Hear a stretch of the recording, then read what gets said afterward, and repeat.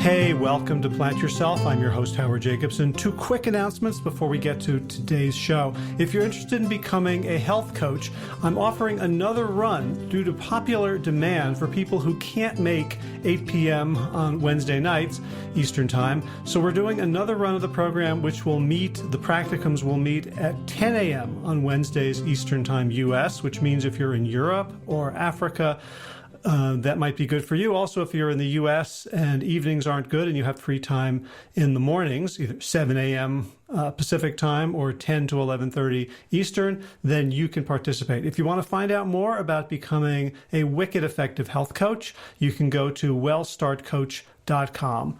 Second thing is, if you're not aware of it, Josh LaJaunie and I have a book that is free on Amazon Kindle. It's called Sick to Fit. And if you just go to Amazon and search for Sick to Fit, you'll be able to download it for free and read it on any Kindle-enabled device, even a phone, smartphone, tablet, computer, whatever. All right, let's get to today's episode. This is the Plant Yourself podcast. I'm Howard Jacobson of plantyourself.com and wellstarthealth.com.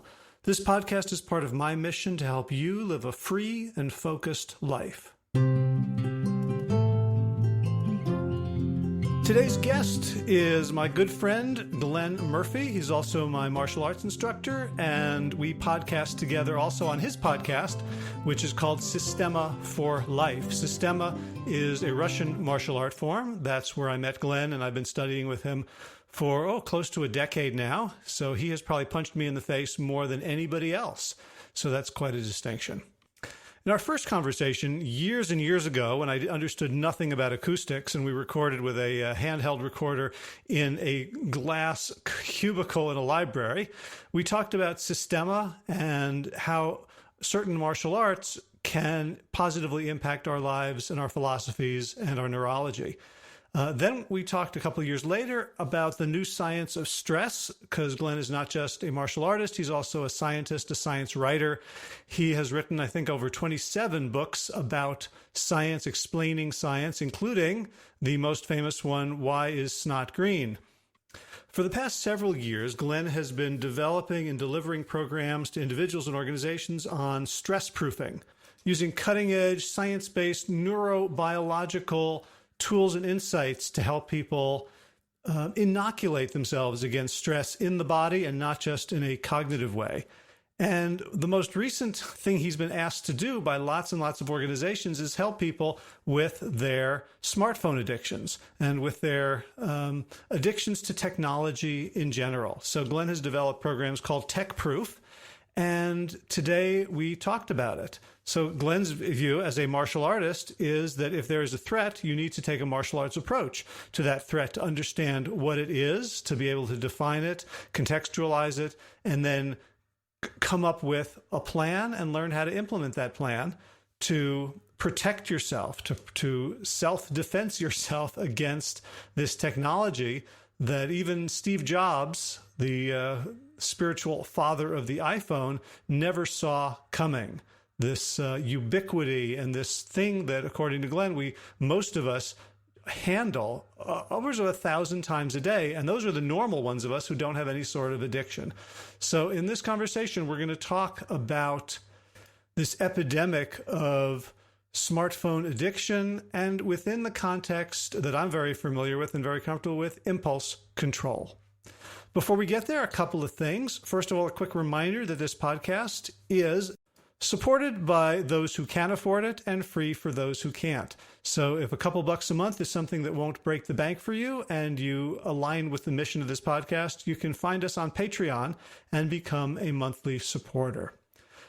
Second thing, Derek Harrington, who was on Plant Yourself podcast number 252 with his wife Cassie, is featured in this week's Runner's World magazine online. A great story about how plants and running got him from overweight, sick, and depressed to the beast that he currently is. I'll include a link to that in the show notes if you want to listen to the episode. It's plantyourself.com/252. Third thing is Josh's mom and brother, Josh LaJaunie's mother and brother, have released a cookbook of whole food, plant yourself, no oil, low sugar, low salt recipes inspired by their Louisiana, Mississippi heritage. So if you have ever had a hankering for Cajun food or Mississippi food, the jambalayas, the etouffees, the crawfish boils, all that stuff, and you want to be able to do a whole food plant-based version of it with the proper spices and the proper techniques, you can find this book on Amazon Kindle. Right now it's $2.99. That is $2.99.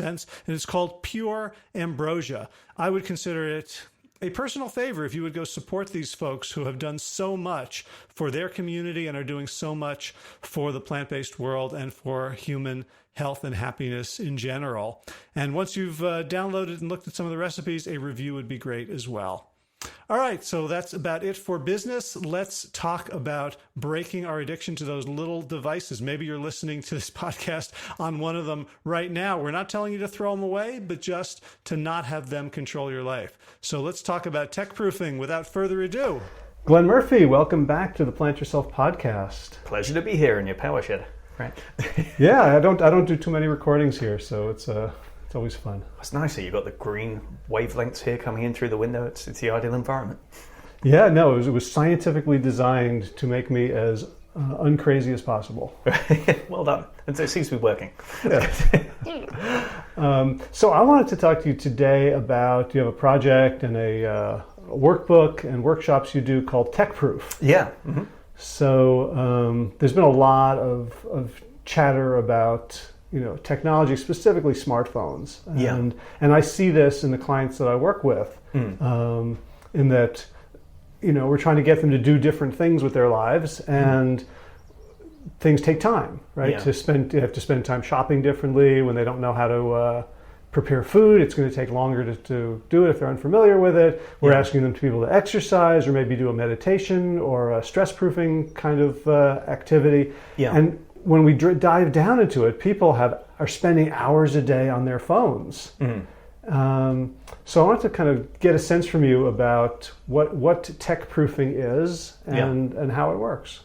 Yeah, I mean, I guess it was born out of my dual interest in kind of like the science of human wellness and health, which I've been about ever since I was school age, I guess. I studied genetics and immunology and the effects of stress on human health when I was at university level. And my lifelong kind of study of martial arts. And what I found was that people who study martial arts tend to have better, what's commonly known as discipline, but is probably more accurately known as impulse control, right? They have more of an ability to kind of see something, experience something, and then express a different reaction to the way that most people would.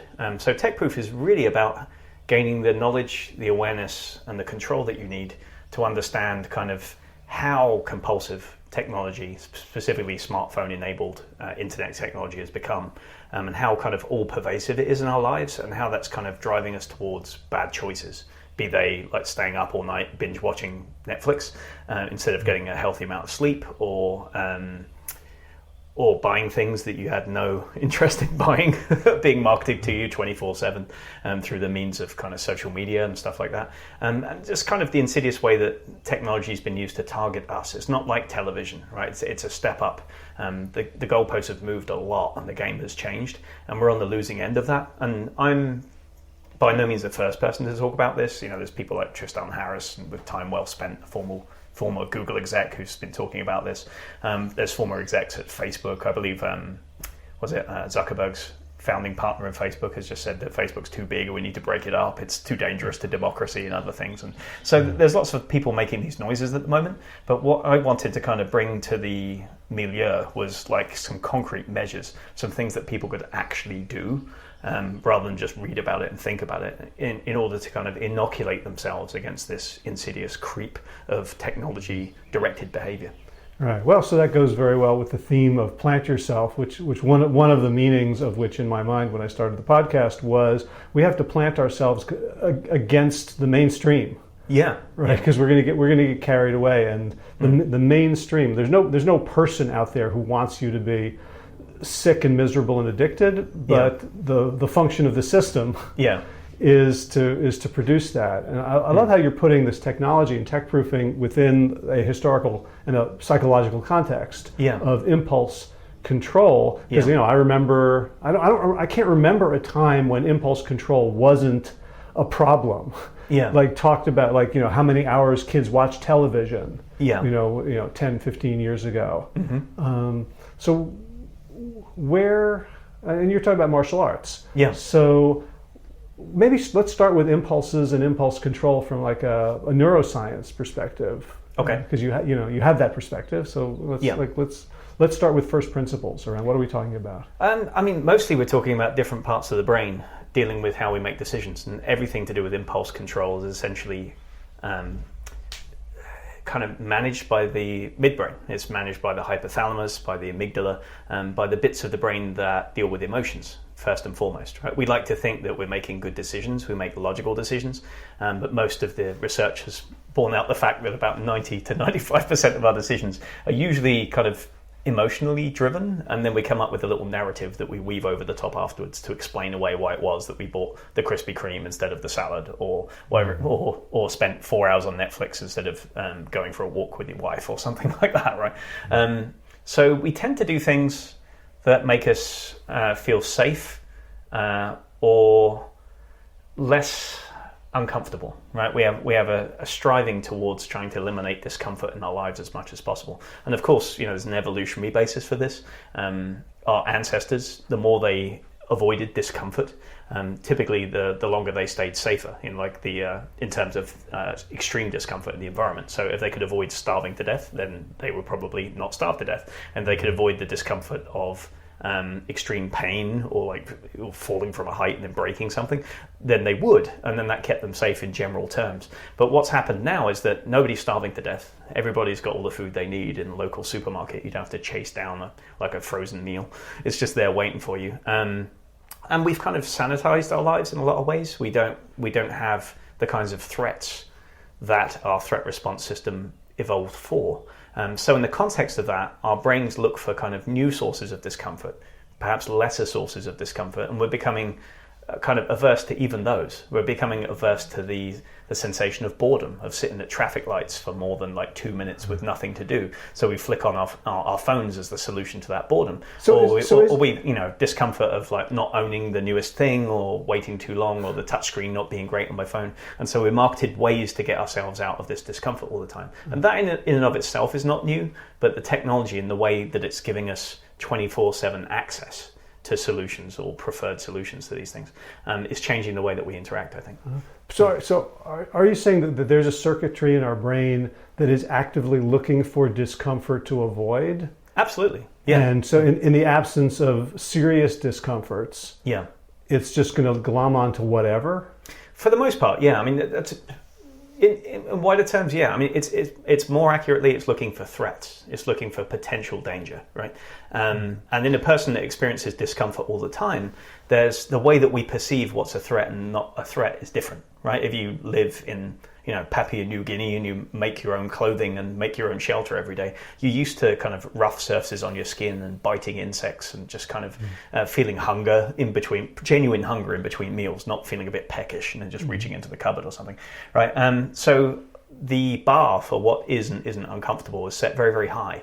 So if somebody like that experiences what they feel is deep discomfort, then probably there's something serious going on, and they'll react to that with aversion and moving away from it, or they'll try and solve the problem. But our bar for discomfort in the Western developed world is typically quite low, and especially in higher socioeconomic groups, right? So our brains are reacting to pretty day-to-day discomfort as if it's like a existential threat. Right? And you can see this in kids. It seems like the worst thing in the world. If you take their phone away, they're like, "Oh, you've cut off my entire social lifeline and my connectivity and everything that could, get me friends and your access to your status and ego and all those things." Right? Where in reality, all we've done is taken them back to pre-1990 or something like that. Right? So I think what's necessary is kind of like a large-scale reset of what we define as uncomfortable and comfortable. And this is just one of the ways of looking at it. And in terms of martial arts, that's one of the things that martial arts does. Like the way that we practice is to create not just defensive tactics and movements and thought patterns that get us out of trouble and help us avoid trouble, but also to expose us to that potential discomfort, so that if it happens to us, we don't just freak out and go into a ball and get kicked over and over again, right? Or make a terrible decision and just grab onto something and then have that become worse, right? So there are physical corollaries to these psychological tendencies that we have, and I think from my experience, the way that people train in the martial arts and in military, it's like a form of stress inoculation that gets us physically to understand the tendencies we have in our minds, right? So we can't really understand ourselves until we're under direct, proper physical pressure. And so martial arts is one way to practice that. And so I've been interested in where's the confluence between those two things, between what we know about stress and the neurology of stress and what we know about what works in martial or military training.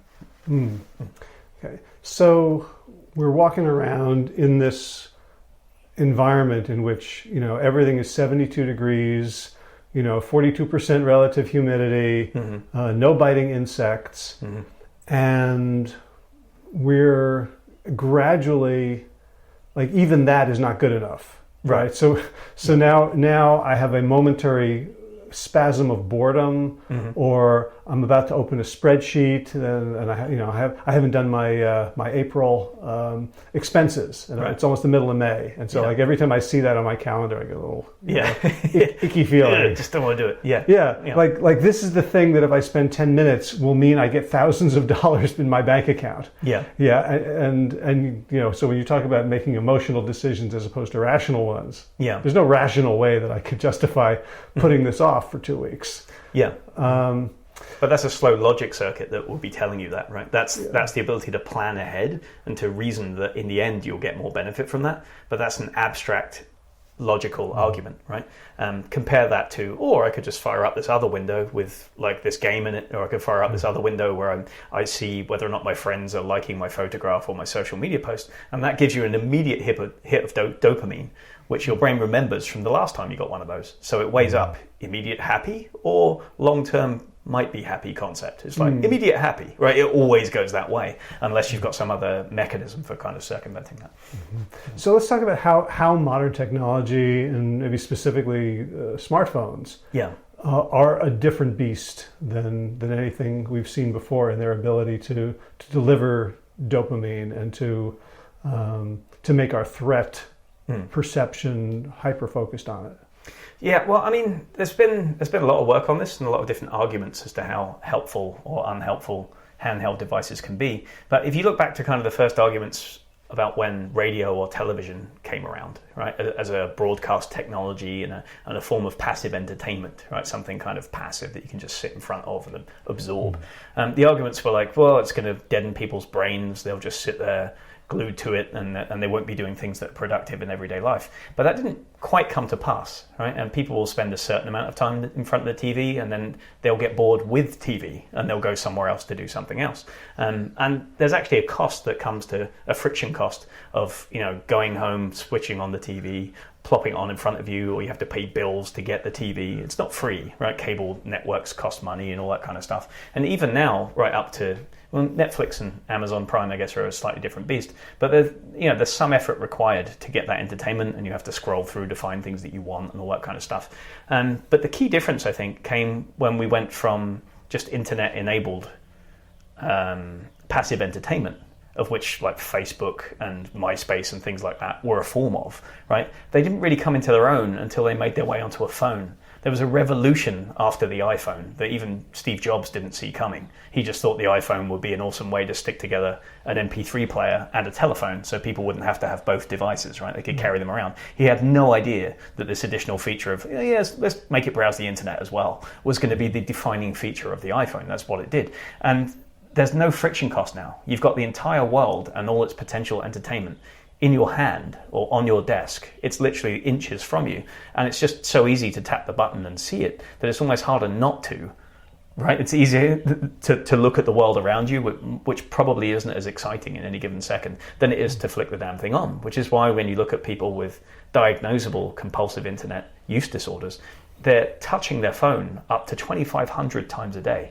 2,500 times, right? And even people who don't have diagnosable compulsive internet use disorder, like everyday folk in America, are touching their phone between 750 and 1,200 times a day. Now, if we fumbled anything else 1,200 times a day, we'd either be put in prison or a psychological assessment, right? Or we'd assume that was an addictive substance and we needed to legislate it in some way, right? It's not normal behavior, like to touch something 1,200 times a day. I'm trying to think about the things I used to have in my pockets.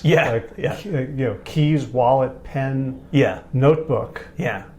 Wallet 4 times a day. Sure. Keys 6-10 times a day. Right. But the phone 1,000 times a day. Yeah, and it's partly because they're multifunctional devices, right? But very few people, under the age of 30 now, actually wear a wristwatch, right? I have one on, right? But people are like, well, why do that? It's a unifunctional device. It's ridiculous, right? But for me, it means that I don't have to look at my smartphone as often. Right? Plus, I'm on a motorcycle a lot of the time. It's dangerous to pull the smartphone out while you're on the motorcycle to check the time. Don't text and chop. Yeah, that's never a good idea, especially on the bike. Because it does so many things, right? It's our camera, which we carry around with us all the time to capture moments of our lives that, God forbid, we might forget or something like that, right? It's our timing device, it's our calendar, it's our scheduler, right? It's our personal assistant in a sense. And it's also our extended friendship network. It's our people who text, people who email, and people that, withering percentage of people who still actually call people on the phone and talk. They're all in there. It's all in one place. It's all in one device. So if it doesn't represent one thing to you, it will represent 3 others. There are so many reasons to pick it up, and there are so few reasons not to. So you've actually got to come up with alternatives. And I see in this some parallels with your kind of work that you do with behavior change and wellness in people's lives, is that you can't just subtract things and say you don't get to eat all what used to be your favorite foods anymore. You have to replace them with delicious other foods, right? Or you have to give them meal plans or recipe books and show them that there are alternative foods they could be eating. If you just say no Krispy Kremes, bad, slap them on the wrist, right? That will last for about as long as their enthusiasm for your initial program lasts, and then they're going to fall off the wagon real quick, and they're going to go back to the thing that gives them the dopamine hit. So it's not enough just to say, don't look at your iPhone, bad child, smack them on the phone. You need to do something. And even these programs that just advocate, and I've seen these, right? There's Cal Newport's Digital Minimalism in the recent book. That's got some great stuff in it. But this injunction just to be reclaim your leisure and just put the phone away, it's just okay, but how? You've really got to identify what it is that you're getting out of the phone first, and then switch that reward trigger. Otherwise, you've got no hope. Basically, you've got to keep going back to it. It's going to be very, very difficult. Yeah. So I was talking with on the podcast a couple of weeks ago with Josh Lajani, and I was asking him about mourning the loss of things that were really valuable to him, like his hunting and fishing culture. And the culture around the food that he ate, that his grandmother made for him. He had to let go of all that stuff in order to become the person that he is. But he grew up in New Orleans, right? So it's all delicious, fatty Cajun food and stuff? Or? Yeah, in the bayou. Yeah. Right, New Orleans were the sophisticated city folks. Okay, yeah, gotcha. Yeah. Yeah, so this incredible, culture of consumption of, whiskey and fatty foods and all that stuff. And I was just how did you let go of it? And he said, yeah, absolutely. I had to mourn it. I had to, grieve the loss, but I didn't give it up. I started doing other things that eventually had to crowd it out. It was simply incompatible. Yeah. So it's almost if I put my phone away, now what am I going to do? Am I going to start playing hangman with little pieces, the things I would do for, am I going to start doodling? Yeah, Victorian games. A hoop and a stick. That's all you need to have fun, young man. Sorry. Yeah, and the fact that in the old days that that everyone was doing the other things. Yeah. So now if I go off my phone, I am a different species. Yeah, yeah. So you're not in the prevailing culture anymore. Yeah, I mean, and I've found it's especially hard with kids, because sometimes parents try to set boundaries for their kids in terms of the amount of screen time they get per day, or whether or not they get to look at devices at all. Our kids do not have handheld devices, are not allowed them, and we try not to even show them things on handheld devices because it kind of seems to highlight the appeal. Daddy's got one of these and it's fascinating, and then we're telling them, but you don't get one, not for you, right? If they just look at that and see that that's a big boy grown-up thing, therefore I should probably be interested in it. So they get limited little snippets. They can watch half an hour of a little kiddie series, or once a week as a treat we might watch an entire movie or something like that, right? But generally speaking, we try and limit them, but that's not the norm, right? Other kids, if they're staying around somebody else's house, or during the day, or they're having a play date or something. Some parents just leave TVs on constantly, right? It's just like it's a companion. It's in the room, and they'll be watching things, and so it creates kind of difficulties in the they like to fit in.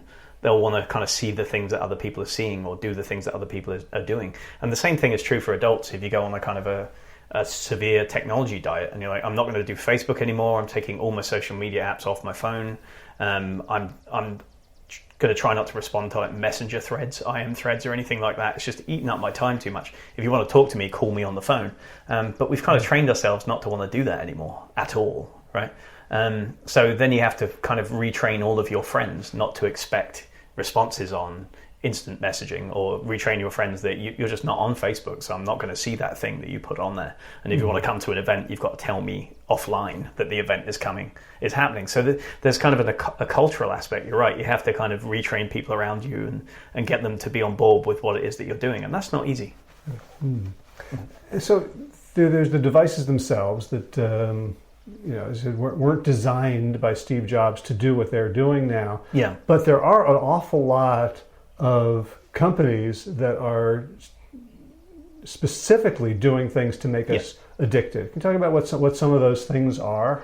Yeah, I mean, essentially, most big companies like Facebook and Google and Instagram and Twitter have, well, maybe not Twitter so much. They've taken a slightly different stance of late, but most of the companies that rely on advertising for a revenue model have a branch which is dedicated to behavioral psychology, like literally people who have graduated from universities with doctorates in understanding people's impulses and where they come from, and they'll literally use that like the dark arts, right? They'll go in there and try and physically think about ways that they can keep people's eyeballs on the screens for longer, right? So, for example, something like Snapchat, the whole idea of like having a Snapchat, what do you call it again? It's not a chain. A story?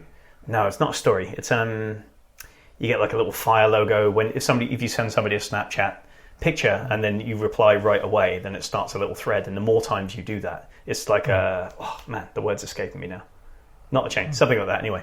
So basically it bounces backwards and forwards, and they give you little notifications saying, congratulations, you managed like a 30 in a row Snapchat thread. Like, so this is like the old days when we play catch. Yeah. And we try to get as many before dropping it. Exactly, like that. So you're rewarded for consistently making it go backwards and forwards again and again and again and again. That's specifically designed to make sure that you're just in the app more time. Right, and therefore exposed to the app and things that it might offer and stuff like that. And Facebook is the same kind of thing. Like Facebook, when it first was introduced, had didn't have a like button for starters, right? And they figured out that when it was just all on transmit, and Facebook was just like an online directory of your friends and what they were up to, right? When they just displayed that, people would scroll through for a little while, and then they would be like, yeah, I guess I got enough of those pictures and those updates of people telling me what they want for breakfast and all the things that everybody did in the early days of Facebook, right? But it wasn't until they introduced the like button that engagement went way up, because there's this kind of illusion of interactivity. Like if I liked your post or I disliked it, or later on it became funny, haha, or sad when too many people's funeral announcements were liked, right? Yeah. They started to kind of pass those out a little bit. Once you've done that, then you're interacting with it. You're having a fake conversation, right, with the person. You're liking it, and it goes backwards and forwards. And the interactivity, the engagement with that app went up, skyrocketed after that point once they introduced the like button. And the notifications, which came later, right, of like, have people liked your picture or somebody has posted something, used to be in a little blue symbol in the top right. And it used to tick up the same way, like 8 notifications, 9 notifications, but a blue symbol with a blue number on the same background. It wasn't until they made it red, like a red alert notification, that people actually started checking those. It would just be there with like 50 notifications. People like, oh, that's interesting. But when it went red, there's this kind of primal signal to us. It's like, oh, I better check that. It might be an emergency, right? You never know what Facebook emergency might have emerged in the last 20 minutes, right? Yeah. And then people started engaging with that enormously. And that's how it happens. It's not always by design, but sometimes somebody will introduce something and then it explodes engagement, and then there's whole teams of people saying, look at the amount of engagement and how much more time they've been spending with their eyeballs on this and how much more advertising they're looking at and the revenue's going up, all of these different things, right? And so sometimes people just capitalize on accidents, but some companies put more kind of directed effort into that than others. Some are directly attempting to manipulate you to spend as much time on the app as possible. Now, they might kind of give like a throwaway nod to like, we're trying to make it healthy engagement and we're trying to like encourage people to do different things. But the general line from Facebook and Google and other YouTube and other companies like that is that it's just a tool, right? It's just there. It's neither good nor bad. You decide how to use it. But that's the thing. Unlike television, we're not deciding how to use it anymore, right? We're getting push notifications. We're getting prodded into these little dopamine hits and fear of missing out on all of these things. And that's different to television, right? You might fear that you missed the last episode of Game of Thrones, but not that much. You're not prodded that it's coming on like in the middle of what you're doing, right? Yeah. So it's a different, it's the game, the rules of the game have shifted. Right. Well, it's not just the PhDs, it's the PhDs creating the artificial intelligence that is, it's basically the system now has its own logic. It's like, like Eliezer Yudkowsky's paperclip maximizer that destroys the universe to make paperclips, that we're destroying the universe to get eyeballs on the page. And so all these different experiments, like the infinite scrolling, right? Like when you scroll down, then more things start appearing, or Netflix and YouTube has the follow-on video automatically, and you have to figure out how to turn that off. So critically, they're all set to on by default, right? So you have to know what's going on, and then you have to opt out. So you have to make a decision at some point as to what utility you're getting out of that thing. And most of the time, they're designed so that you don't actually stop to weigh up the utility. You're just like, well, I like the app and all the things that come with it. I'm not going to just get rid of the app. Therefore, I like YouTube, and then you get all the other things along with along with the baby, you get all the bathwater, kind of like that way, right?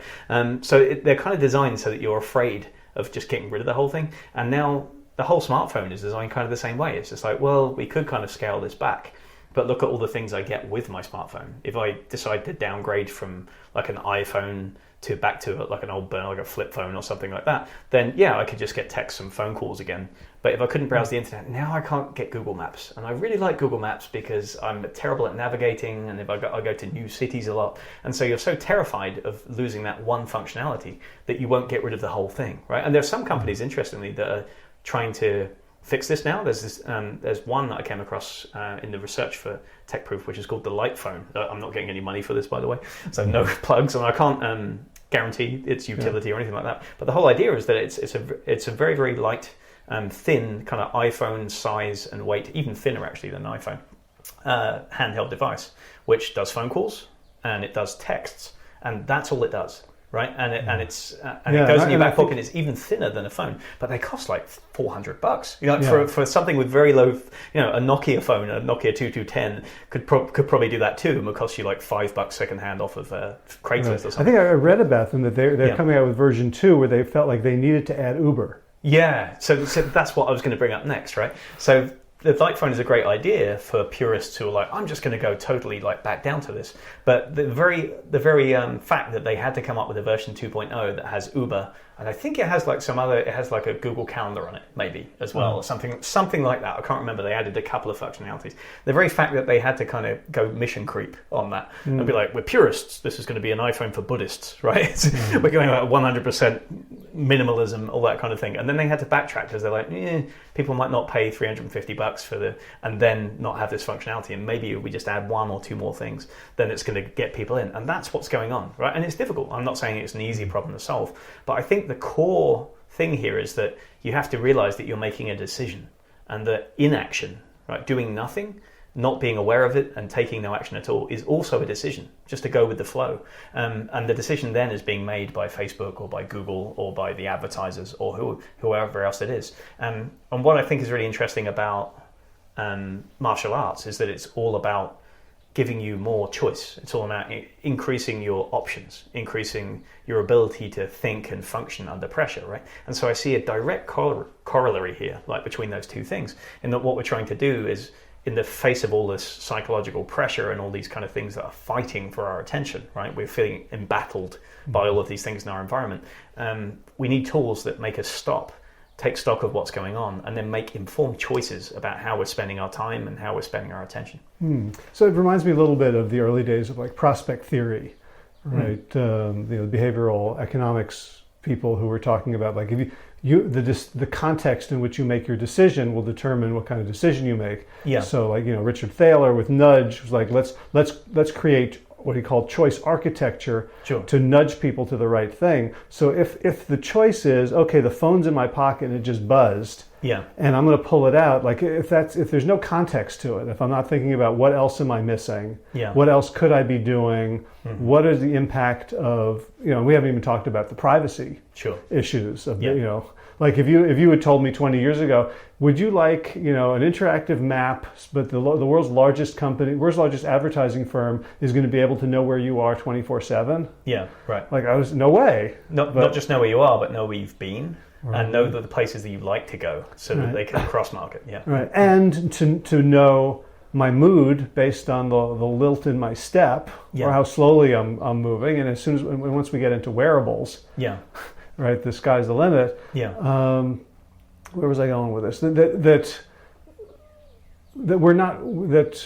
maybe martial arts is a way to give us back a context for like, what do we want out of this life, as opposed to what do I want out of this moment. Yeah, absolutely. Yeah. So in a sense, it's kind of like creating an additional framing effect, right? It's giving you different buffers. It's like, well, look, here's the range of possibility. It's not, do I delete this app or not delete this app? It's not, do I change the notifications on this app or not? And it gives you kind of a wider context for the range of things that you might do, or the range of ways in which you might be spending your time, and the range of ways in which you might react to things, right? And it gives you practice at just doing nothing, everything, or anywhere in between.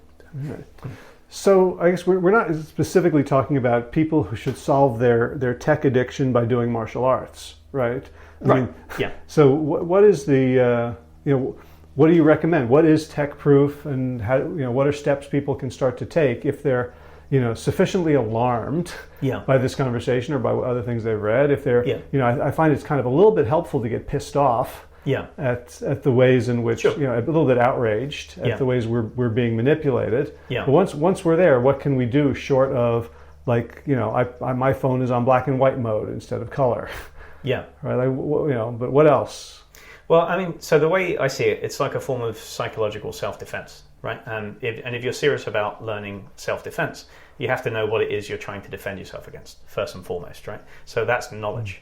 In martial arts, you might be like, okay, somebody might be able to grab me by the legs and pin me on the ground. And if I don't know what to do about that, I'm at the mercy of anybody who can climb on top of me, right? And beat me up. If I don't know, if all I can do is box, then I'll be kind of stuck if that happens, right? Or if somebody really knows how to box and they know how to punch me in the face, I probably don't want to get close enough in order for them to do that. I want to keep my distance, or I want to try and use different tactics, right? So just the sheer knowledge of how dangerous people can be and the range of things they might do is what informs maybe which martial art you'll try, or which tactics you'll kind of gravitate towards, like kind of that way. So that's step one.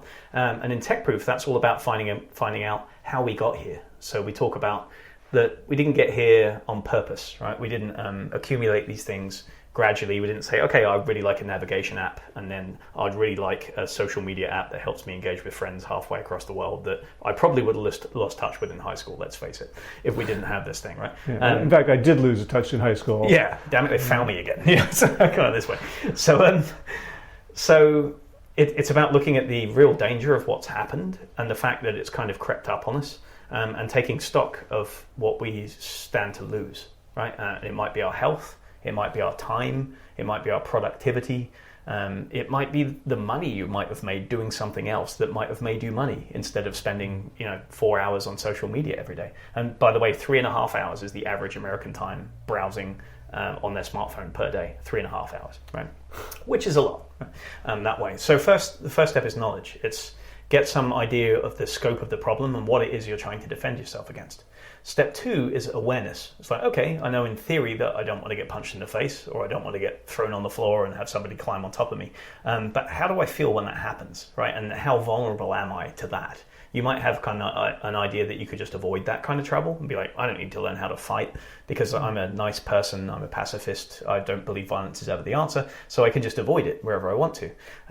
But if you go into a class and then have somebody else force that situation upon you, right? Whether or not you want to get punched or whether or not you want to get pushed on the floor, that happens, and then you experience the fear and the terror and the helplessness that comes with that. If you don't know what you're doing, then you're aware of how vulnerable you are and what kind of pressing need there is to really learn how to solve this problem. And in Tech Proof, it's about doing a very honest assessment of how you spend your time, about kind of tracking the number of times you'll pick up your phone per day, tracking the amount of sleep you're getting or losing, respectively, as a result of smartphone technologies, and then kind of taking an honest stock of where you are on the spectrum of absolutely fine to full-on compulsive internet use disorder, right? And then being very, very honest and sort of saying, yeah, all right, maybe I'm not addicted, but I'm on the path here, and that's me, right? And being very, very honest about your choices and what you tend to do. Once you have that awareness, then you can move on to control. What can you do to change the situation? So in a martial art, you might look at 5-6 different ways that you could escape getting punched in the face, 5-6 different ways to escape somebody kneeling on top of you and throw them off. In Tech Proof, you look at various different ways that you can restructure your day, that you can restructure the amount of information that's coming in, you can change your information diet, and you can restructure kind of the triggers and the habits that lead you towards bad decisions apropos technology. So that knowledge, that awareness, and that control are key. They're all key components. If all you have is control measures and somebody says you're spending too much time on the internet, you should just try to look at your phone no more than an hour a day, right? If you just do that, but people are unaware of how long they actually are spending on the internet, right, then they'll just continue to do it. And if you ask them, how long did you spend browsing Facebook yesterday? They'll say, probably about 30 minutes. But if you look at like a tracking app in the background, something like what's it called? There's Freedom. Yeah, Freedom, one of those. That's a really good one. Or Apple has their own one now as well. That's Screen Time. Screen Time, that's one that runs in the background. If you look at that, it might reveal that you're at 3.5 hours. But to you, it seemed like half an hour, because you were just scrolling and moving and all that kind of stuff. Well, we all have that experience of fun things take no time at all. Yeah, exactly. So without awareness or without some sort of metric and measurement, there can't be any control, right?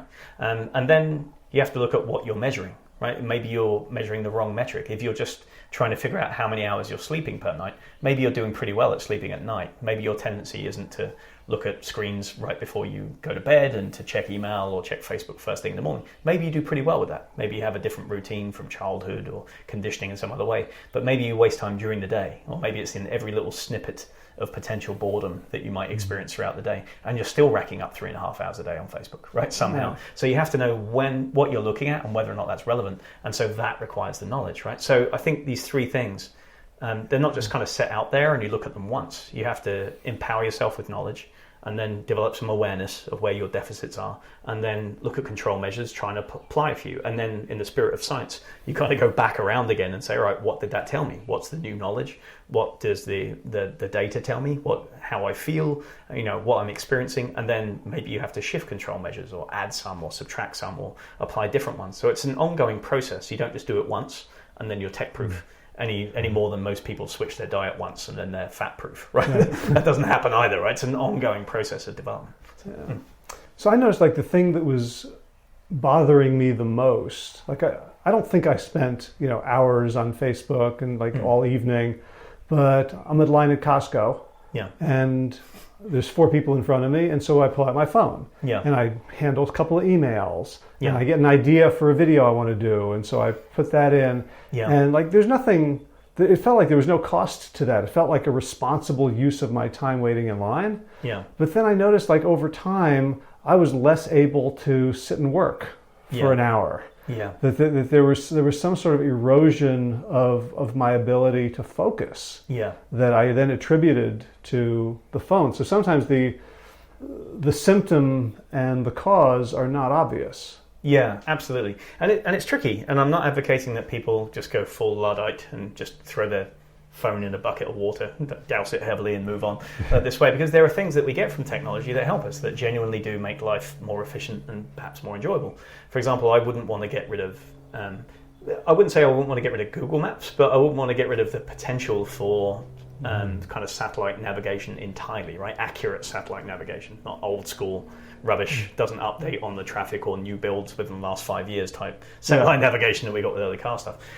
So But then again, I'm not addicted to Google mapping, right? So that's not a problem. I don't sit in my spare time, fire up Google Maps and look for new roads to Mandalay, right? I don't do that. Right, but at the same time, in 2002, when we got our first navigation system in our Prius, I stopped learning how to get around without it. That's true. Yeah. Like I feel, when I drive around now and, occasionally like lost satellite reception. Yeah. Then you panic. Right? Yeah. I can feel like my heart, oh, damn, I wish I had a gazetteer or a map in the glove compartment now. Sure. Absolutely. Yeah. And so one of the things we do in the Tech Proof workshop is that we basically roll back the clock to pre-1990 and say, look at all these technologies we have now, list them all out, and then what did we do before these? We must have survived somehow. We did okay, right? And what did we do before Google Maps? We had A to Z atlases, right? We had road atlases, we had kind of large-scale maps that we might look at before we go, right? We kind of plot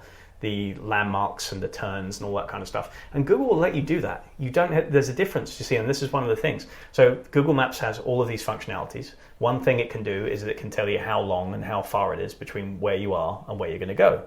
There's nothing wrong with that inherently, right? Another thing it can do is give you different potential routes, some that might avoid highways or traffic spots or something like that. Again, nothing inherently wrong with that, right? You might even get a top-down view so that you can see some of the viewpoints along the way, or you can list the directions as a list, as if you were writing them out for somebody else in text, like turn right when you get to Crawford Dairy Road, down this way, blah, blah, blah. None of that, I think, is inherently bad in terms of understanding, in terms of eroding your sense of direction. The key step comes when you enable turn by turn, because then you're outsourcing your awareness, you're outsourcing your decision making to a machine, which is there telling you to go left, turn right, even if it loses signal and gets confused and thinks the car is pointing the other way and sends you the wrong way, right? Or while you're staring at it and trying to figure out which road it's sending you down, you lose track of the road. And so I've had that experience where I keep making the same mistake. Yeah. Because when I would navigate with a map, yeah, I would make the mistake and then I would learn from it. Yeah. But somehow I've lost the traction in my mind to learn from mistakes that the car makes. Yeah, exactly. So to give an example, today on the way here, I went to look at a house that I was thinking about buying that's in nearby Chapel Hill, right? And I drove from my house in Hillsborough, but I looked at the listing and before I went and I tried to map it, and I realized just a quick cursory top-down glance at Google Maps seemed to show that it got most of the way there, and then there was a suspicious dotted line, and then I zoomed in,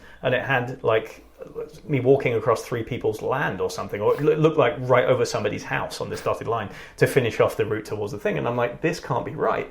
And then I looked in more detail and I emailed the realtor and sort of said, can you send me directions? Because I suspect that I can't get all the way there. And they said, here's the directions. You have to go a slightly different route. By the end of it, you had to go a different road and then come down a gravel path that wasn't really listed on there, right? And had I not known that, I would have driven to the appointment, got close, and then Google Maps would have had me driving around. And when that didn't take me directly to it and I refused to get out of the car and start walking, it would have sent me another way back, and I could have gone backwards and forwards in a kind of a crescent shape, indefinitely missed the appointment, not seen it. But just because I had that 1 minute of forethought, I'm not convinced that it's going to take me all the way to this house, right? Then I already mapped out the turns, and by the time I got there, I went directly there, and the realtor showed up late, right? So the other way. So just that one step of being I'm not going to outsource all of my decisions to this thing because it's not helping me, is weighing up the technology itself in terms of utility. How much is it giving versus how much is it taking away? And that's the key kind of control measure that we use in TechProof. For everything that you have, be it a smartphone, be it satellite navigation, be it Facebook, be it LinkedIn, whatever it is, you weigh up in a very conscious way, how much is this giving me versus how much is it taking away? And if the answer is it's taking a lot more than it's giving, then you go Amish on it and you're like, all right, I can have a computer in my house for business, but I can't have a home computer just to play games on. Or I can ride in somebody else's car to get my eggs to market, right? But I can't own a car because that's going to cut down on my reliance on my community, right? That's an extreme example of utility as a means of weighing up technology. But we can do the same thing with our phones, right? We can do the same thing with small divisions in technology. So the answer to the Google Maps conundrum might be keep Google Maps or keep Apple Maps or some variant of it that's maybe not collecting so much privacy information, and then disable turn by turn. Just don't use it ever. right? You just use Google Maps the way that you would an A to Z before you got there. Look at the route, and then you just plot the route, right? And you can keep it on that top-down view and watch the little dot like going its way along the path, and then that keeps your head up, and you're looking for signposts, you're looking for landmarks, and you don't lose anything from that. You've just got an accurate A to Z now, right? And then you do the same thing in sequence with all the apps on your phone. You get rid of ones that are just completely taking up your time and giving you no utility. You keep the ones that you feel like are giving you use, but you also look for opportunities to minimize their functionality and strip down just the bits that you need out of them, right? So there's this idea of pure utility as a means for weighing up what you keep and what you trash. Mm-hmm. Now earlier you talked about like don't go Luddite, but now you mentioned go Amish. Yeah. There's a big difference between Luddite and Amish, isn't there? Even although most people would think of Amish as as Luddite, as against technology. So what do we learn from the Amish? So the Amish have this. So people tell jokes about the Amish, and there's if you look up, and I did for fun during the preparation for Tech Proof. Like if you Google Amish technology, especially if you flick it to images, it's pretty hilarious. So you get Tesla-looking cars being drawn by a horse or something like that, right? Or like a horse-drawn private jet or something like that. But in reality, the Amish aren't they're not like pathologically against technology per se. They're just suspicious of the effects that it might have, and they function under these rules called the ordinum or the ordinances, right? And each little district has a few elders who once every 6 months, I believe it is, have a meeting, and they'll decide what's within the ordinum and what's outside of it. And that might be any new technology that's coming around. For example, for the longest time, you couldn't use mechanical tillers in the fields, right, or mechanical like soil processing and stuff like that, because it was looked upon that it might deny the young people the benefit of hard work, hard, boring, back-breaking work and that kind of stuff. Now that's softened a bit, and people are like, yeah, but we can till a lot more land and we can sell more things, and then the community benefits from that economic growth, and our young people can learn hardship in a different way, right? So that's kind of taken out. And it used to be that you couldn't even ride in a car. You couldn't have anything. It used to be all horse-drawn buggies and just horses. But now, and it varies from district to district, there's still mostly an injunction on owning a car. You can't own one because it makes you too independent of your friends, and it's too easy to go like beyond and without the village and other places like that. But you can ride in somebody else's car for transporting cargo or going someplace that's going to be productive. So you kind of weigh each new technology on its own merits, right? And I say I think the only downside of this is that there's a couple of elders in the village that decide it absolutely, and you get to chip in. So basically they'll usually make an ordinance saying you can't use this, and then every 6 months people come with appeals at like a village hall meeting, and then they'll make exceptions. So the Amish aren't like the Luddites. The Luddites, for this term is bandied around a lot. They were actually weavers, textile weavers in 17th century England, who were afraid of the new mechanical weaving machines that came about, right, or early 18th century, I guess.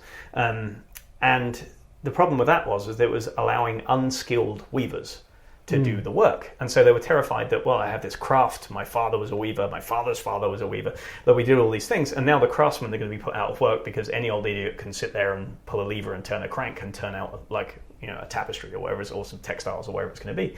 So they were so afraid of this change and how it was going to push unskilled labor up that they, in the middle of the night, would smash up weaving machines, and they actually had armies, and they would drill by the moonlight and all that kind of stuff, and had companies of people who would meet in secret, and then they would set fire to factories. And they didn't actually manage to get very far before they were brutally oppressed by the British government, who then made it a crime punishable by death to destroy machines, which is kind of amazing, right? Kind of this way. And it's not too... You could kind of imagine a point at which somebody with enough power in this society might kind of decree the same thing, like it's a crime punishable by 50 years of imprisonment if you block off a major communication channel, right? You destroy like the fiber optic cable that's going into a whole district because you might endanger them for emergency signaling or something like that. Or just, for people who want to hack the iPhone. Sure. And jailbreak it and put Cydia on. Sure. Like, I think that's against the law, or against the terms that you signed when you bought the iPhone. Yeah, like, against the terms, exactly. Yeah, so like we don't own we don't own the things we think we own. Yeah, exactly. So there's lots of kind of things like that. But the point is that the Luddites were just terrified of something and what might be, right? So in a lot of ways, their fears turned out to be unfounded, right? The factories, I mean, and you can argue about the relative benefits of industrial living versus agrarian and all that kind of stuff as well. But the factories created a lot of employment. Their sons didn't have to spend long hours of training in a craft. Lots of them could go in there and work in the factories, and the factories created better things for the local economies, and the towns grew up and they got access to more resources. Poverty was reduced somewhat, at least for a proportion of people. So lots of good things came out of mechanical weaving machines, right? But that's not what we're looking at here. We're not saying that the internet is evil and smartphones are evil and we just need to smash them all up because they are the work of the devil, right? That's not what we're doing. We're looking at them and more like the Amish and saying we accept that technology can have a place, does have a place in our society, but we're not going to accept wholesale everything that we're being fed. We're going to weigh every single instance up on the basis of its utility, not just to us, but to the society, like what it's doing to the community. And I think that's not what's happening right now. There's nobody looking out for the community. Individuals, maybe they'll just make a selfish decision as to whether or not they're going to go on and off Facebook or whatever they're going to do. But there's very few groups advocating for, let's look at what this is doing to entire schools, or let's look at what this is doing to entire towns, right? Because we're on new ground here. It's all happened too fast. And we've been running to catch up with the technology. Right. And when you think about community, I think about all these, apps and companies that have started up to provide services. Yeah. And now it's easier to get an Uber or a Lyft than, to ask a neighbor for a ride. Sure. Now we can have TaskRabbit and people doing things for us. It feels like very prosthetic. Yeah. Like, that no one company is trying to destroy the fabric of our communities. Yeah. But that's the net effect. everything's easier with Amazon, right? Yeah. So I'm not going to shop at local stores. Yeah. And it's having a huge effect. And it's quite apart from the effects on physical health. It's having massive effects on mental health, right? There's a pretty much direct correlation between the advent of social media on smartphones and a massive uptick in suicide and depression rates in young people, right? In people under the age of 20, like a massive correlation. And of course you can point to lots of different things with that, and you could say, well, lots of other things have happened in that time. But if you look at the metrics, there's just a massive increase in the sense of isolation and loneliness. And that's what it's really creating. The more we're ironically like connected to people with these kind of half relationships via Facebook and social media and text threads and stuff like that, the less we actually seek out the real relationships. And so it gives us kind of a little dopamine hit and kids us into thinking that we have family in a social network, but what we really have is kind of a pretend one that's only really half viable. Right. And the people that you really care about within that network are probably people you'll meet face to face and talk to anyway, right? There's very few people in that extended network that will go out of their way for you if you were like, if you're terminally ill or you had bereavement or something happened, right? So you kind of know within that network who your real friends are, but we maintain this extended network with the feeling that we're doing well. But the more people we have in that network, you have like 300-400 people, we're servicing all those relationships at a very low level at the expense of the real people, the 6 or 7 people who are right there in front of us. And it might be your kids, it might be your parents, it might be your brother or your sister, it might be your work colleague who's really been there for you. And you're spending time, checking likes and responding to comments online instead of actually doing things with those people. And then we complain we have no time and we can't go out with people and we can't do this and we can't do that because we've used up 3.5-hour days servicing relationships with people we don't really care about that much. Yeah, it's like the smartphone is like the M&Ms of food, right? Yeah. It's these little dopamine hits. It makes everything else. So sitting down and actually having a conversation isn't as exciting, right? Because I don't have 50 different things going on at once, and I'm not right. There's not little red notifications appearing on your forehead that make me want to find out what you're thinking. Yeah, it's the quick fix, right? And again, coming back to parallels in like martial arts training, like you see these things on the internet saying, I'll make you deadly self-defense moves, like 5 self-defense moves that can make you unstoppable in any fight. And apparently you can learn them by, giving the guy $50 and he'll send you some videos. You can watch him doing it and then you can defend yourself against anybody and anything. It's the promise, it's the snake oil of the new generation, right? It's the promise of if you just get these things, it's the quick fix and then you won't have to put the work in and then the job will be done, right? And it's the same thing with this. The smartphone kids us into thinking we don't have to put real work into real relationships. All we have to do is flick a like button and that is the same as calling somebody up and asking them how they're actually doing. It's not. and it never has been. And I wonder how much of this has to do with thinking about martial arts on the one hand and the kind of martial arts we do, where it's like heavily contact based. Yeah. And the smartphone is part of the problem that the smartphone kind of takes us out of our bodies. That we're sort of disembodied. We're just in our heads, and not even in the the embodied part of our heads. We're in the higher cortex the whole time. We're planning and reasoning and flicking around and stuff like that a lot of the time. But I think that's a huge part of it. I mean, ever since the development, you could argue that from television onwards, this has been happening, right? There's more of a tendency to be sedentary and have passive entertainment, and then just kind of shift all of our awareness to our eyeballs, and that's pretty much all that's happening. It's just coming through the windows here, and that's all that's happening. To addictive gaming and stuff like that as well, right? No one of these things is inherently evil on its own that way, but if you put them all together, if you're spending your whole day jumping from wake up, look at the iPhone to check emails, check social media posts, and then maybe do the same thing over breakfast, right, with your awareness in your eyeballs and staring at the phone and everything that's out there. And then you get in the car and then flick on some music, but you've got satellite navigation as well, and your awareness is there in your eyeballs as you drive to work. You get to work, you fire up a couple of windows, and your awareness flips between spreadsheets and that you might or might not want to deal with right now with last month's expenses, right? And maybe another open window with social media or LinkedIn, or maybe you've just constant email updates because you can kid yourself you're being productive when you shuffle those around, right? All those things. And then you drive home, and then you're exhausted, maybe check a few more emails. Most statistics show that the average American checks his last email work-related at like 9 or 10 p.m., right? So we're all doing these ridiculous 14-hour days now, essentially, this way.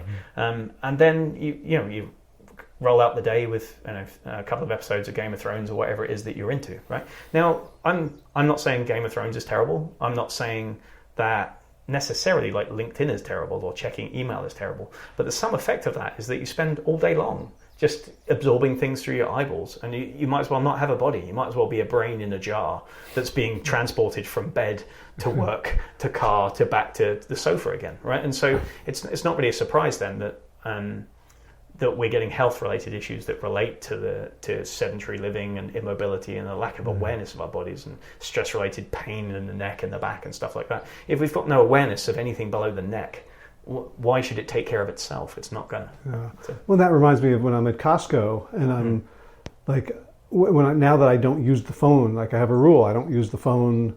My rule is when I'm out, it's called dumb phone. Yeah. So I have an iPhone, but I act like it's 2003. So text and calls. Yeah. And then when I'm traveling, I allow, the Lyft app. Yeah. And maps and the weather app. Okay. Like that's pretty much it. But so I'm at Costco, I can't pull the phone out. So I'll pull the phone out of my pocket. Yeah. Realize that I've done it, put it back in. Yeah. And realize that there's people around me. And not necessarily from a paranoid like someone's going to jump me perspective, but that's possible in Costco. It's possible. But there are energies around me, and there are things going on. Yeah. And that the if my eyeballs are the only thing that's taking things in, or just my head in general, like I'm hearing and seeing. Yeah.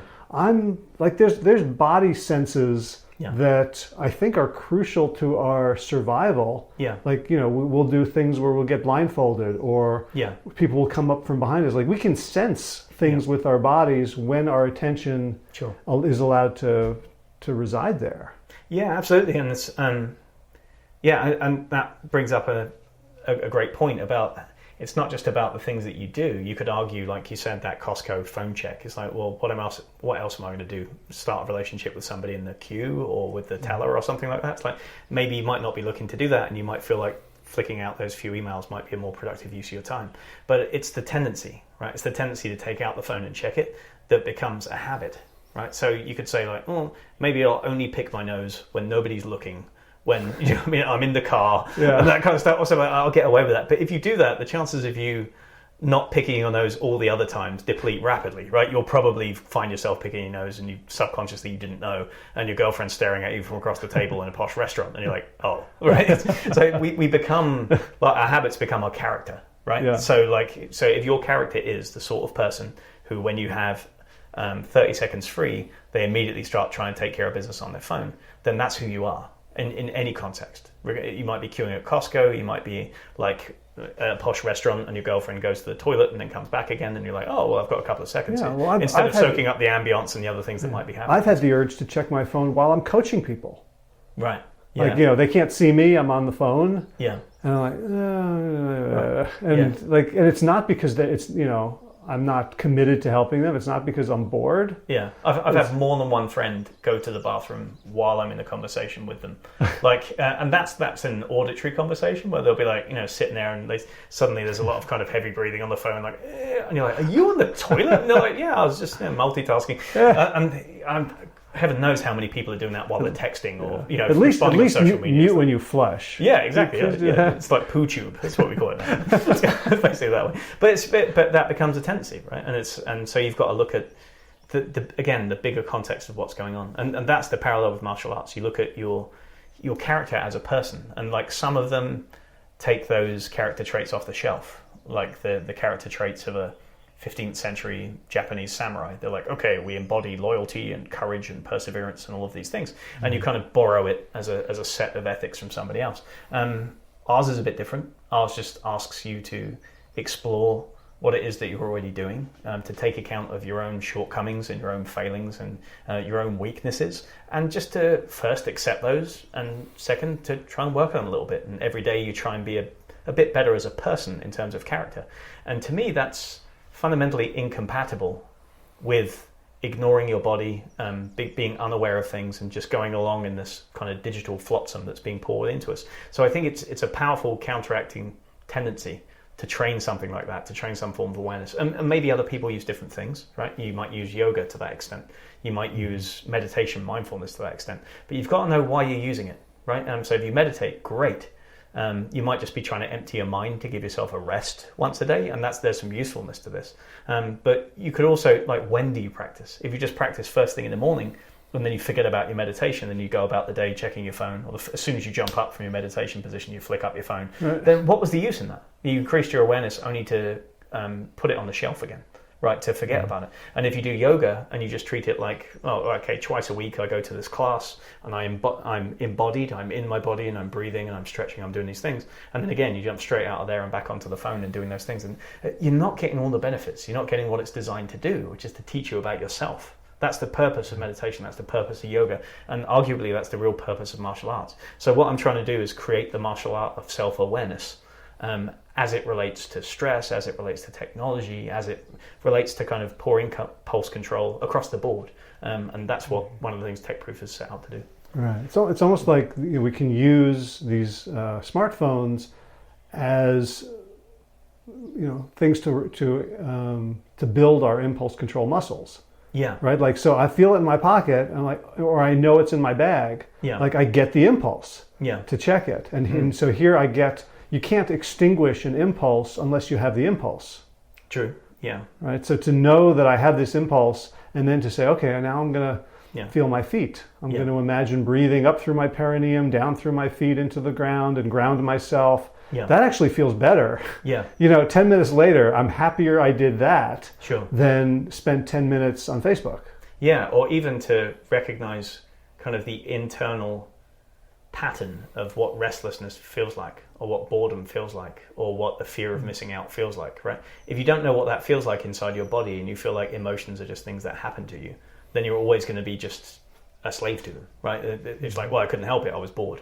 Yeah. I couldn't help it, I felt restless. I was stressed. I was stressed, so I had to do this. It's like, no, you didn't. Yeah. Stress is a pattern of physical expression within the body that happens from the neck down.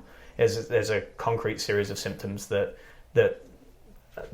describe stress, right? If you understand those symptoms, you feel them, and then you do things physically to mitigate or erase them, or at least downscale them, then you probably won't feel like doing that stress-directed thing anymore. And if you understand what boredom feels like, you can sit there and go, oh wow, I'm bored. Now, how would I choose to spend my time? Right, am I going to be bored? I could do that and let myself daydream, and maybe I'll have a great idea or something. Or am I actively going to be like, I don't enjoy being bored right now, but I'm going to solve it in a way that will make me feel better in about an hour's time. And you seek a solution that's not just flip out the phone, right? If we can kind of get used to those feelings and understand ourselves a little bit better, then that's the way. And And just as kind of a little bit playing devil's advocate to that idea of we need the impulse, otherwise we can't figure out how to get rid of it, right? That is true. But I think over time, if we've been practicing the opposites for a long time, if we've been practicing picking up the phone every time we're at a traffic light or checking our phone every time we're in the supermarket, sometimes we can't expect ourselves to get there right away, right? And we should maybe be honest about who we are and be like, you know what, I have a pretty addictive personality and I'm pretty driven and I have to get things done all the time. I'm kind of a control freak. So if I know the phone is in there with 50 unread emails and I have access to it on my phone, I'm going to use any moment I can to try and boost my productivity. That's the kind of person I am. So if you're that person, you need to take email off your phone. You need to go home and check your email and be productive there and just not think that you're going to be not productive in the Costco queue, right? So I'm not prescribing one thing for everybody, but I think we have to acknowledge our limitations as well as try and change them, because otherwise we can set ourselves up for disappointment, right? Right. Well, for that person, I would say, certainly I wouldn't tell someone who's been sober for a day to go into a bar and practice impulse control. Exactly. But, put the phone in your trunk. Yeah. Right. As you're driving, if you know you're constantly checking, God forbid, while you're driving. Yeah. And I can't tell you how many people, I run pretty much every morning. And I can't tell you how many cars don't see me anymore. Yeah. Like they would, give me a berth because I'm on a country road. There's never another car coming. But now they're like, whoa. Yeah. And they'll sort of like dive into a hedge or something. Swerve over. Yeah. And the other thing is, okay, so I know here's a moment where maybe it's just out of line at Costco. Yeah. Something I do once a week. That's where I can practice. And the rest of the time, I'm not even going to bother trying to eliminate it until I've developed, an experience of what it's like. Yeah. So to absolutely take these small steps, but recognize that the impulse is not necessarily the enemy. In fact, the impulse can be the salvation. Yeah. Well put. Absolutely. So I know you're teaching tech proof here and there for organizations and corporations. Is there any sort of public anything available or coming for my poor podcast listeners who want more now? Yeah, absolutely. Yeah, we're trying to put the programs together for different groups, so they're more available to individuals. So if you're interested in finding out more about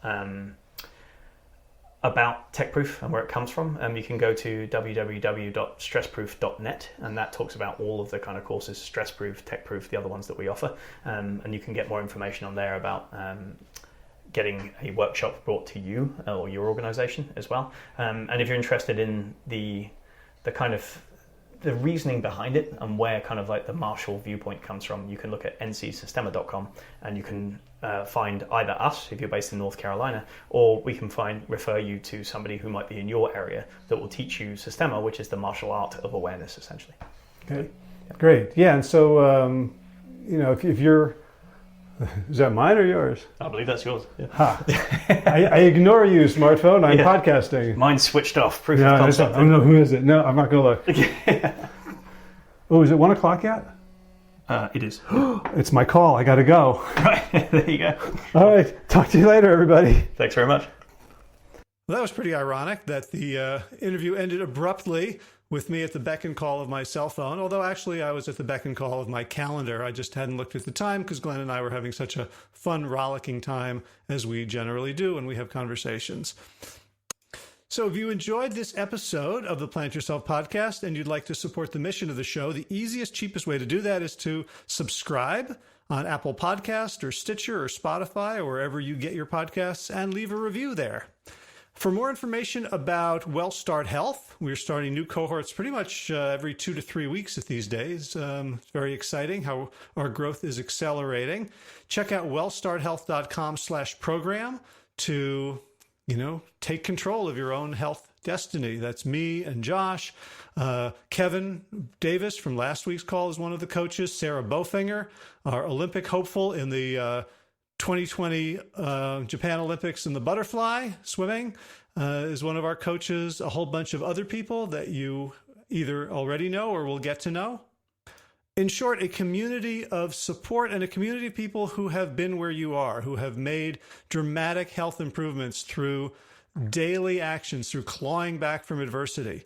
So if you're interested in joining with that kind of community to get your own health and wellness on track, wellstarthealth.com/program. And I sure would appreciate if you would pass this on to other people that you know could use it. And especially if you have any contacts at companies, self-insured companies that are looking to reduce their healthcare spend and would like to do it not by giving people worse care, but making them require less care, so we can go in and help mitigate or reverse chronic disease in those populations. I would love an introduction to someone we could talk to see if we can help. In garden news, it's the busiest time of the year right now. Things are going in the ground and requiring to be watered twice a day. This past weekend, Mia and I started putting up some deer-proof fencing, which 7.5 feet high, alas, is not rabbit-proof or groundhog-proof. So once we get that up, we're going to have to go back around with low chicken wire. And I'm sure some of them will still find a way in, but at least we'll get to keep a little bit more of our produce. In running news, got the Umstead Half Marathon coming up this coming Sunday. It's during PPOD, the Plant-Based Prevention of Disease Conference. If you're going to be there in Raleigh on May 20th to 22nd, I believe, or 18th to 20th, I can't remember, whatever the weekend is, look me up. I'll be there. I'll be around. Josh will be there. Olivia, Sarai, Anthony Disson, all the WellStart originals will be meeting up there, and Dr. Sarai Stancic will be showing her documentary Code Blue on Monday morning, and that's in Raleigh, North Carolina. There's still seats available, I believe, if you want to check out preventionofdisease.org to sign yourself up. It's actually the cheapest, the least expensive of all of the plant-based health conferences out there. And if you come for that, you should sign up for the Umstead Half Marathon and help me run this ragged plantar fasciitis-ridden body up and down the hills for 13.1 miles. I'd love to see you there. All right, time for thanks. Thanks, of course, to Will Ridenauer, the composer and player of Sabali Dawn, the Dance of Peace, which you're hearing right now, and which is the theme music of Plant Yourself. Find more of his music at willridenauer.com. And of course, thanks to all of you Plant Yourself podcast patrons. Kim Harrison, Lynn McClellan, Anthony Disson, Brittany Porter, Dominic Maurer, Barbara Whitney, Tammy Black, Eamon Good, Amanda Hathaway, Mary Jane Wheeler, Ellen Kennelly, Melissa Cobb, Rachel Burns, Christine Nielsen, Tina Scharf, Tina Ahern, Jennifer Kanofsky, David Isaac, Mysterious Michelle X, Elspeth Feldman, Victoria Dolomanova, Leah Stoller, Alan Christensen, Colleen Peck, Michelle Andrew, Josina Julian, Roland Stu Dolnick, Sarah Durkis, Ronnie Circus, Kelly Cameron, Wayne Pedersen, Leanne Peterson, Janet Selby, Claire Adams, Tom Franzik, Jeanette Benham, Gila Sayre, David Donahue, Blair Cyber, Dorona Vizo, Gio and Carolyn Argentati, Jody Friesner, Ruth Ann Funderburg, Misha Rosen, Michael Warbeck, The Equally Mysterious, Tracy Z, Alicia Lemus, Rebecca Hughes, Val Linneman, Nick Harper, Stephanie Holmes, Martha Bergner, Nicole Ramsey, Susan Amon, Molly Levine, The Inscrutable Harry R., Susan Laverty, The Panda Vegan, Craig Kovic, Adam Scharf, Karen Burry, Heather Morgan, Ashley Corcoran, Kelly Machia, Deanne Norton, Bonnie Lynch of Plant Happy Oregon, Sabina Kurtzels, Nigel Davies, Marion Blum, Teresa Kopel, Shel Rutledge, Julian Watkins, Breed O'Connell, Brian Sheridan, Shannon Hirschman, Kate Rosalind, Ayat, Julie Langholm, Hedegaard, Isa Tuzin Wakani, Hainline, Aaron Greer, Alicia Davis, Aviva L., Heather O'Connor, Carolyn Jensen, Sherry Orlikowski of Plant Powered for Health, Karen Smith, Scott Morini, Karen and Joe Crabtree, Tanya Lewis, Kirby Burton, Teresa Carell, Kevin McCauley, Elizabeth Rothschild, Kelly Baker, Miracle, Ann Jesse, Cheryl Dwyer, Jenny Hazelton, Valerie Peltier, Peter W. Evans, Colleen Harrison, Justine Divitt, Joshua Summermeyer, Dennis Bird, Darby Kelly, Lori Fanny, Linnea Lundquist, Valerie Hummel, Deb Casilla, Emily Iconelli, Levy Wallach, Rosamund McAtee, Dan Picorni, Stephen Leland, Patty DiMartino, Mike and Donna Kartz, Deanne Bishop, Bilberry Elf, Gunter Schmidt, Marjorie Lewis, Kelly Molden, Tricia Adams, Ian Kramer, Nancy Sheldon, Lindsay Bayshore, Gunmarie Hagan, Tracy Gullers, Laura Heaton, Meg from Mama Says, Rochelle Kennedy, and Joan Borstein for your generous support of the podcast. That's it for this week. As always, be well, my friends.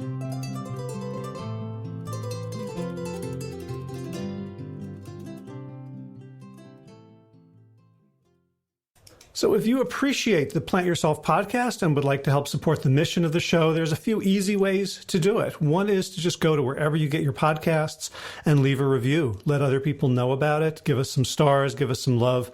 And that really helps us be found by more people. Something else, of course, you can do is let someone know about this podcast. Someone who you think would benefit. Send them maybe a couple of episodes that you think would pique their interest, or just ask them to subscribe in general. And third, you can join arms and become a patron, a financial supporter of this show. You may have noticed that there's no advertising in the show, and it's free for everyone, and it's supported, paid for by those who can afford it. So if you would like to make a one-time contribution or an ongoing monthly pledge, you can do so at plantyourself.com/gift. All right, time for thanks. Thanks to Will Ridenauer for allowing me to use his beautiful song Sabali Dawn, the Dance of Peace. You can find more of Will's music at his website, willridenauer.com. And of course, thanks to all of you Plant Yourself podcast patrons. Kim Harrison, Lynn McClellan, Anthony Disson, Brittany Porter, Dominic Maurer, Barbara Whitney, Tammy Black, Amy Good, Amanda Hatherley, Mary Jean Wheeler, Ellen Kennelly, Melissa Cobb, Rachel Behrens, Christine Nielsen, Tina Sharp, Tina Ahern, Jen Filikanovsky, David Bizek, The Mysterious, Michelle X, Elspeth Feldman, Leah Stoller, Alan Christensen, Colleen Peck, Michelle Andrews, Josina, Sarah Durkis, Rhymes with Circus, Kelly Cameron, Wayne Pedersen, Janet Selby, Kara Adams, Tom Franzek, Jeanette Benham, Gil Assert, David Donahue, Blair Cyber, Torona Vizo, Gio and Carol Argentati, Jody Friesner, Ruth Ann Funderburg, Misha Rosen, Michael Warbeck, the equally mysterious Tracy Z, Aviva Lael, Alicia Lemus, Rebecca Hughes, Val Linneman, Rhymes with Cinnamon, Nick Harperson, Martha Bergner, Susan Amand, Molly Levine, the inscrutable Harry R., Susan Laverty, the Panda Vegan, Craig Kovic, Adam Scharf, Karen Burry, Heather Morgan, Kelly Machia, Deanne Norton, Bonnie Lynch, Plant Happy Oregon, Sabina Kurtzels, Nigel Davies, Marion Blum, Teresa Copel, Julian Watkins, Breed O'Connell, Shannon Hirschman, Linda Ayat, Holm Hedegaard, Isa Tuzawa, Connie Hainline, Aaron Greer, Alicia Davis, Heather O'Connor, Carolyn Jensen, Sherry Orlikowski of Plant Powered for Health, Karen Smith, Scott Morani, Karen and Joe Crabtree, Tanya Lewis, Kirby Burton, Teresa Carell, Kevin McCauley, Elizabeth Rothschild, Ann Jesse, Cheryl Dwyer, Jenny Hazelton, Valerie Peltier, Peter W. Evans, Colleen Harrison, Justine Divitt, Joshua Summermeyer, Dennis Bird, Darmy Kelly, Laurie Fanny, Linnea Lundquist, Valerie Hummel, Emily Iaconelli, Levy Wallach, Rosamund McAtee, Dan McCorney, Stephen Lehman, Patty DiMartino, Mike and Donna Kartz, Deanne Bishop, Bill Brielf, Gunter Schmidt, Marjorie Lewis, Kelly Molden, Tricia Adams, Ian Kramer, Nancy Sheldon, Lindsay Bayshore, Gunn-Marie Hagan, Tracy Gullis, Laura Heeden, Meg from Mama Says, Rochelle Kennedy, Diana Goldman, Stacey Stokes, Ben Savage, Michael Kay, Holly Butler, Diana, David Hughes, Connie Rogers, Claire England, Sally Robertson, Param Ganchi, Amy Daly, Brian Tourville, Mark Jeffrey Johnson, Josie Dempsey, Karen Schmidt, Pamela Hayden, Emily Perryman, Olga Sidorowska, Allison Corbett, Richard Stone, Lauren Vaught of Edible Musings, Aaron Hasty, Sean Owen, Sagar Nayak, Erica Piedra, and Danielle Roberts for your generous support of the podcast. That's it for today. As always, be well, my friends.